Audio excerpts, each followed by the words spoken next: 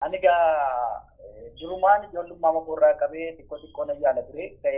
Ani jeeringiidha kan illee baradhe garuu jirooyingii kan hin danda'a ture. Jirooyingii akka gamoo kana walitti fixee ijaaruu kana sararoota garaagaraatii waan akkasii mayyaalaa ture. Booda gaa yuunivarsiitii irraa ba'een aartii makeessa sana bargeessu. Manti qoosha shaakalu ijoollonni gaafa giraajuweetii goonu fakkii giraajuweeshinii isaan nan kaase akka darraa gaafan kaasu ati amma akkasii hojjechuu danda'udha aartistii ta'uu dandeessa na jedhanii na leellisan jennaan manitti galee. Nagaan barnoota injinaringii barachuusaa dubbata. Sanbooda fedhiin aartii keessa isaatti guddataa waan dhufeef deeggarsa barnootaa xiqqoo argatee dandeettii qabu fooyyeffataa adeemuusaa nuuf ibseera. Barnoota addaa kan waa'ee aartii suuraa kaasuu erga hin qabaanne uumaa dhumatu si badhaase moo gaaffii jedhuuf ennaa deebisu.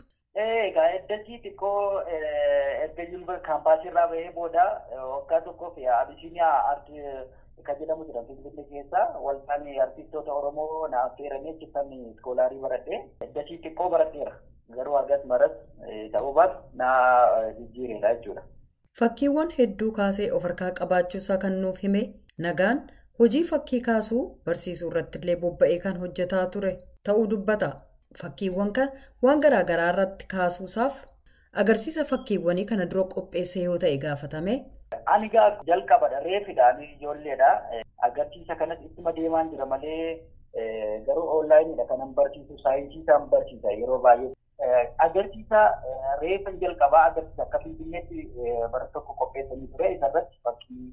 Afur fudhadhee deemee irratti argisiiseera malee akka dhuunfaatti agarsiisaa argisiisee hin qabu. Fakkii kana irratti kaasu durallee waraqaa irratti kan kaasa ture. Gundoo irratti kan hin kaaseeru jira. Gundoo irratti nan kaasa. Sharaa irratti nan kaasa. Gogaa irratti nan kaasa. Amma gogaa haala babbareedaatiin akka dura fireeshii turre gogaa illee waxxaroota baay'ee nu rakkisaa ture. Amma garuu fooyyessinee akka lammaa guyyaatti waan baay'ee qorachaa jira.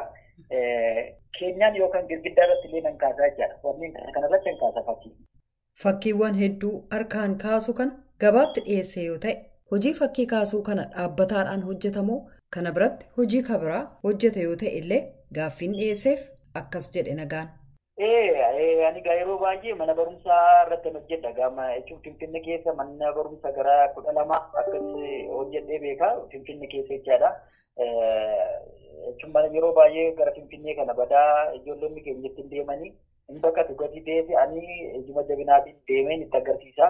Oromoon hojjechuu akka danda'u akkamitti fakkii bareedaa akka keenyaan yookaan girgiddaa irratti hojjechuu danda'an itti nan agarsiise.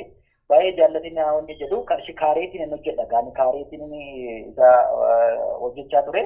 Akka dhuunfaattis kan hin hojjedheeru qaba. Garuma nan gurguradha. Darbee nima gurgurama. Hojii kan biraa barsiisaan ture amma dhiiseera garuu hojii dhaabbataa naa ta'eera gaa ani karooran qaba gaa akkuma dura sitti mee aartistii jechuun wanta mul'ata gara fuulduraatti ta'uu kan akeeku wanta darbee kan yaadudha nama akkasiiti argaa jechuun kennaa mataasa kennaa isa waaqayyo keessatti uume kan baasee mul'isudha aartistii jechuun addunyaa kana jijjiiruu keessattis qooda guddaa kan qabu bara durii kaameeraan hin turre egaa kaameeraan yeroo hin turretti fakkeenyaaf amala nama sanaa, bifa nama sanaa, dhaabbii nama sanaa irratti hundaa'anii fakkeenyaaf gurri isaa guddaadha yoo ta'e, iji isaa xixiqqaadha yoo ta'e, iji isaa akkasii, bifni isaa akkasidha yoo jedhan artistiin immoo kaasaa ture. Bara kaameeraan hin turre. Kaameeraan amma waan kana hojjechuu hin danda'u. Kana malee immoo fuuldura nama sanaa ta'anii artistiin kaasaa ture jechuudha. Addunyaa kana ammayyeessuu keessatti qooda guddaa kan qabu artiin qooda guddaa qaba. Anis egaa karooruma kanaan Oromiyaa keessa akkuma beekamu Oromiyaan galaana erga jennee galaanummaa ishee kana immoo bifa aartiitii wanti taa'ee hagas maratti ni jiru. Bobboca garaagaraa waan baay'eetu nu hafa akka Oromiyaatti bakkeewwan seenaa qaqqabeessa ta'anii seenaaf taa'uu qabu. Waan hundumtuu immoo akka ammaa kanatti hafuu dhiisuu danda'a. Bakkeen irra jiidhaa ta'e bor gogaa ta'uu danda'a. Bakkeen gogaa ta'e jiidhaa ta'uu gatii danda'u seenaaf akka jirutti. Artistiin itti yaadee kaasuu gatii qabuu fi anis karoorsee onlaayiniin barsiisaa ture isaan barsiisaa ture. Kolleejjii dhuunfaan barsiisaa turee fi mana barumsa dhuunfaarran ture. Artii man barsiisaan artii dirooyingii kanan barsiisaa kan mana barumsa dhuunfaati. Dhaabbataadha jechuu barbaadeen. Nagaan hojii kootiif illee kanneen ana dura turan abboota kannaaf ta'an oguma isaaniitiin beekamtii guddaa kanneen qabaniif aartistoonni Oromoo isaan booda jiran fakkeenya naaf ta'aniiru jedha. Anaaf akkuma beekamu Boonsaa Daadinaa Guutuu artistii Lammaa Guyyaa Doktor Kabajaa artistii Lammaa Guyyaa illee jechuun baay'een isaan dinqisiifadha ture. Ijoollonni gara boodaa kanas jiru artistii Girmaa Bultii jira. Jijjiru Umarri kan jedhamus ni jira. Andii Geetaachoo Biraanuu Guutaa warreen kana keessumaa Andii Geetaachoo Biraanuu Guutaa baay'een dinqisiifadha ture. Amma isaanii hojjechuu gatii hin dandeenyeef kan isaan hojjetan irra deebi'ee shaakalaa ture. Booda garuu rabbi na gargaaree saayinsii isaa kan maaliif hin barsiisu safara isaa maaliif hin barsiisu jedheen anis aga tokko Google godhee qo'achuu yaalee amma safara isaa amma wanti nuti qaamni keenya gaafa dhaabbanni gaafa teenyu safara mataa isaa qaba. Fakkeenyaaf ija keenya lamaan gidduu dheerina ija tokkootu jira. Amma onlaayinii illee nan barsiisa ture. Ija keenya lamaan gidduu dheerina ija tokkootu jira. Kanaaf gurri keenya karaa olii nyaara keenya karaa oliitiin jira. Gurri keenya inni karaa gadi immoo qixa funyaan keenya irra jira jechuudha.